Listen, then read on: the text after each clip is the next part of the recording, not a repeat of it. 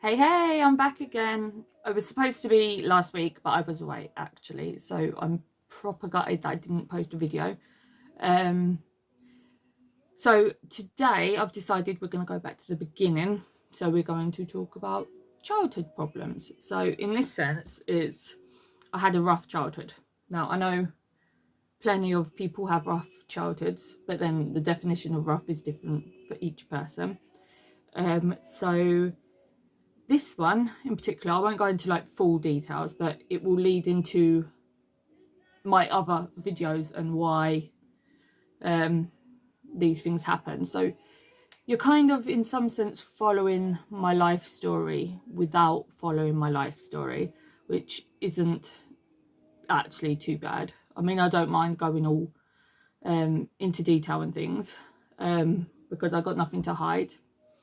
So I'll start from the beginning in this video. So this is my childhood trauma. Obviously trauma is defined differently to a lot of people, but I define this one as it has shaped my mind into what it is. So it has, because your past does have a big impact on everything that goes on. So I do my childhood one now, which led me into being a teen mother. So I believe that should be the next video. And I know that's a very common thing going on, is teen mums. And then naturally, because I was a teen mum, I was a single mum at this point as well. So I know there's a lot of that going on. So yeah, to my childhood. I am one of 5. And when my mum and dad were married, they were only married up until I was about 9 years old. So when they were married, me and my siblings never really had much interaction as such with my parents, because we spent most of our time either around our friend's house or around our aunt's house or around my nan and granddad's house, who I went and spent the week with them last week, my nan and granddad, with my son. So what it was is, to be honest, and I'm not speaking ill of them because my dad has passed away, so that will be one of the videos, is parental loss in that sense. So that will be a video in its own right. But so not to speak ill of the dead, and my mum, bless her, she struggles herself, like mentally and things. So I'm not really gonna go much into that because it's my mum, so I can't really go into that. But they weren't the nicest of parents, if you will. So my dad used to hit us often, and I don't just mean slapping. So we then began to fear our father, and you shouldn't fear your parents, but then, like, at the moment, I know a lot of parents are fearing their children. No, I don't think you should fear your children either, but yeah, so we began to fear him, which then moves into the irony a bit later in this video on that one. My mum, she has mental health issues. She's very in denial about it, but everybody knows. So she didn't cope too well. So I was like 4 or 5 years old, going out by myself to my friends, like my best friend at the time, around her house, and she was in a whole different housing estate kind of situation. She was quite a few blocks away. So, you know, imagine a 4 or 5 year old walking blocks away, and you never seeing them, just because they feel safer and happier with their friends, which shouldn't be the case, especially not at that age. So that was going to my friend's house, or we'd spend a lot of time with my aunt, which is my mum's sister, and with our cousins, and we spent a lot of time with my nan and granddad, so we have a lot of memories with them. And then the family who weren't even actually family were more like family. We spent most of our time, if not with our actual family, with this family of friends that we met not long before my mum and dad divorced. So we went and spent most of our time with them, and they were just a second family. So I don't actually have any good core memories with my mum and dad as together. Now, when they got divorced, there was a huge fight, and at that point it was the children are better with their mother regardless. So we had the police take us away from my dad to my mum. We didn't even last a week there, because I ran away after that week, and it actually helped my brothers and sisters at this point, because she was very aggressive to the point that she burnt my youngest sister's face. She managed to clock me with a knife. Bear in mind, at this point I'm like 9-10 years old, and my youngest sister at this point was 4. She pulled my other sister around by her hair. She choked out my little brother, and she went full force to try and attack my older brother. So I managed to run away, and then I had to then testify and try and get my dad to get custody of us all, because no child should be in that situation, like whether it's their mother or not. And so my dad then ended up fighting and getting full custody of us. So now leads into we're a family with a single dad who he was quite aggressive to us girls. He was very sexist in this state, in the sense of like his youngest boy was golden boy. So my older brother was living with my nan at this point. We moved around so often, it was ridiculous. And so my oldest brother ended up living with my nan, and he done so well for himself. I'm so proud of him. He is a top-notch lad. He deserves the best, you know. I love my older brother, obviously unconditionally, and he's just an amazing guy. And he's done very well for himself, so I'm really proud of him on that one. And I'll come into me in a bit, so I'll go down the line. So after me is my sister. She ended up living with my aunt, my mum's sister, because things started getting so aggressive in the house. She ended up giving my dad concussion out of self-defense. But naturally, that didn't go down too well with my nan, because my dad was a golden boy. He was her youngest, and she mothered those boys chronic. You know, she had 3 sons, she mothered them chronic. So when we had to defend ourselves, we we really did. So my sister ended up moving out and with my aunt, but that wasn't before there was my dad used to make us cook, clean, because it's a woman's job. And I felt like I was raising the family, including my dad, at such a young age. It was ridiculous. So that kind of brought in some trauma, and all I know how to do is to mother people and apologize, because I always offer help. And when people say no, I feel really guilty. I feel like I should be doing these things, even like if they're my friends and they're like, no, you're a guest. I just don't feel that way. So that was the same with my 2 sisters when I moved out. My younger brother, he ended up being abandoned. I believe he was 14 years old. And he ended up in foster care with my younger sister, but thankfully that was my younger brother's best friend's mother. So those two ended up in foster care, and so naturally that would traumatize them. So we all got split up at such a young age, and we did have some terrible times. Now, I ran away from home a lot because my dad used to give me a black eye and then take me to school and say that I fell in here on a cabinet, or I would run away a few times to the police station, funnily enough, and they would take me home.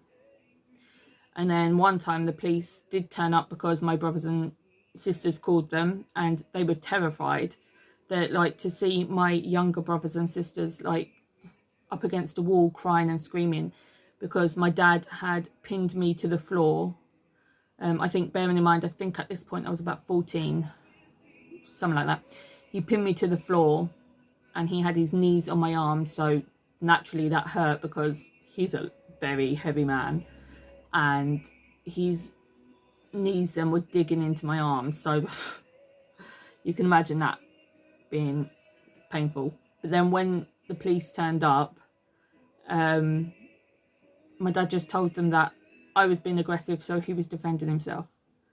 I was a 14-year-old girl, and at that point, I mean, now I'm nowhere near like that, but I was like 6-7 stone, skinny little twig.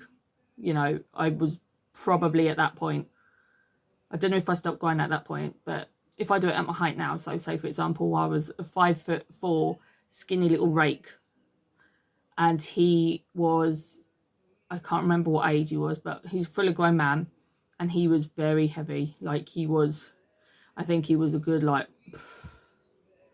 16 to 20 odd stone, and the police believed him. They believed that he was defending himself, even though my brothers and sisters were on the side crying, saying that it's not true. Naturally, we're kids, we're not to be believed. Whereas now, it's gone completely the opposite way. Now kids can say anything.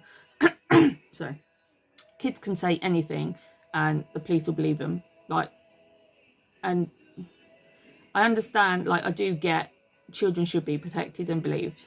But then you do get some really malicious children who know that kids have this kind of power, so they will do it, and then it kicks up a whole problem, and which I am going through right now actually, so that will be one of my videos a bit later. So if you watch these videos in order, it would be, I know it's hard because I haven't numbered them, I've just labelled them by their titles. So this is my third video. But if you watch them in order, I think I should start numbering them actually. If you watch them in order, you will see how everything unfolds. I know I go on a lot, so I know a lot of people are only watching just a tiny little bit. They're only watching little bits of my videos, but I'm doing this. It gets it off my chest. It's good for me. If it helps people, it helps people. If you watch it, great. If you made it this far in the video, like nearly 14 minutes, nice one. If you haven't, well, there's no point saying anything because you haven't. So yeah, going back, it was a matter that they believed my dad. Right, so about that. We went on for a while and he was still aggressive. Like, it wasn't like, if he couldn't control us, he would call my nan, and then my nan would be off on one. So that wasn't helpful. But then I rebelled. I moved out. I moved into some, like, this bloke was living with his friends, so I ended up moving in with him. In with these people. I had no idea who they were. I fell out of sixth form because of it, like with this situation. I fell pregnant with my oldest when I was 16 years old. They, through an intervention for me to get rid of him. Now, I personally, for myself, would never have an abortion. Like, you know, I'm trying my hardest to avoid even getting in that situation, but like I wouldn't, unless obviously there was like a life-threatening like danger or something to baby or myself, but that's neither here nor there. So naturally I ignored that. So I will go further into the teen parenting in the next video, but coming away from that one, I ended up moving back in with, well, half moving in with my dad. Yes, no, I did move in with my dad when I was pregnant. And then he still was aggressive. At one point, he hit me when I was pregnant. So I moved out again, and I think I was about 5 months pregnant. Yeah, about 5 months pregnant, I moved into a hostel. So I ended up doing the rest of my pregnancy in a hostel, and I ended up my first like 9 months as a mother staying in the hostel. But me and my dad then got close again, and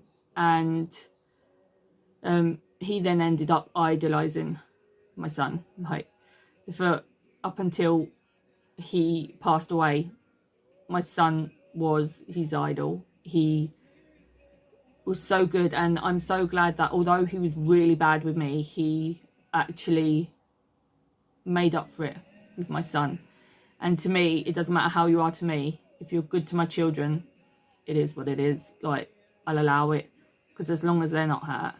So that's why I'm leading them into, I'm trying to avoid them having a rough childhood.